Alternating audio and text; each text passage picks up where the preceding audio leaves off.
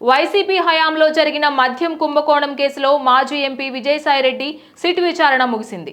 SIT బృందం దాదాపు 3 గంటల పాటు ఆయన్ని విచారించింది. అనంతరం ఆయన మీడియాతో మాట్లాడుతూ గతంలో జరిగిన 2 సమావేశాల గురించి సిట్ అధికారులు తనను ప్రశ్నించినట్లు తెలిపారు. ఆ 2 సమావేశాల్లో ఏం చర్చించారని, ఎవరెవరు పాల్గొన్నారని సిట్ అధికారులు అడిగారన్నారు. మొదటి సమావేశం హైదరాబాద్లో జరిగిందని, విజయవాడలో జరిగిన రెండో సమావేశంలో లిక్కర్ పాలసీపై చర్చించామని సిట్ అధికారులకు చెప్పామన్నారు.